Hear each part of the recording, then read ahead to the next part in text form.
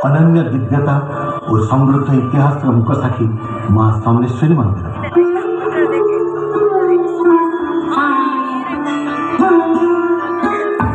देवी समलेश्वरी संबलपुर आराध्या देवी माँ नाम प्रख्यात संबलपुर नगर। प्रकृतिर अपरूप सुषमार भंडार अटे संबलपुर। चौहान वंशर बलराम देव थिले यार मृगवर। धनुर्धर विनोदिनी जानते मृगा विनोदी एक अचंबित कथा दृश्यपटे हेले अवगत। कुकुर को सांगे धरी राजा गले करने को शिकार।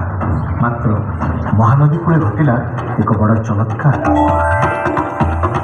देखिले राजन तांको कुकुर को गुड़ाऊँच गोटे शशक। देखिए यह आचंबित दृश्य राजा हेले हतबाक। महानदी बामतटे थिला एक शिमिळीजे वृक्ष। वृक्ष मूले अकस्मात शशक हेले अंतर्ध्यान। देखि चिंतामग्न राजा शीघ्र को कले प्रस्थान। निद्रा काले देखी राजा एक अद्भुत स्वप्न। उजागर होई राजा बसिले तुरंत देवी समलेश्वरी सपने कहले नदी बक्षे रही अच्छी गुमदर रहुची मुई एबे ताहारी मध्य। सेमिली वृक्ष मूले मते करजी स्थापन एथिपाई मंदिर निर्माण कर हे राजन। स्वप्नादेश दे देवी अंतर्ध्यान हेले। निद्रा तेजी देवी को जे भाड़े राजन शिमिली वृक्ष मूले राजा देवी समलेश्वरी करले स्थापन। शताब्दी शताब्दी धरी देवी होइछंती सेठारे आसीन। स्वप्नादेश अनुरूप राजा आरंभिले मंदिर निर्माण। मात्र समस्त उद्यम तांक होइला जे पंड।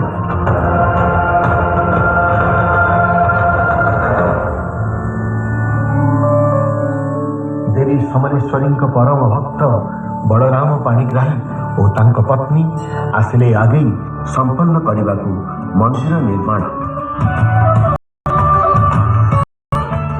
मूर्ति तोर दिव्यता वृद्धिर प्राण रूप भारी अनुपम। तले माँ भव्य प्रतीक स्मरण दोष वही खंडित। तुम्हें नहीं ना कहार रूप प्राचीन कालरू मन मध्य रही अच्छ मात। हे देवी समलेश्वरी अटल शांति प्रदायिनी प्रतिध्वनित हुए तो रहस्य पृथ्वी गर्भर। प्रतिवर्ष 3 पर्व हुए पालित। पुरपल्ली हर्षोल्लासी हुए विगलित। हस्ते धरी पुष्पांजलि पुरवासी मां गर्भरे होता खुशी।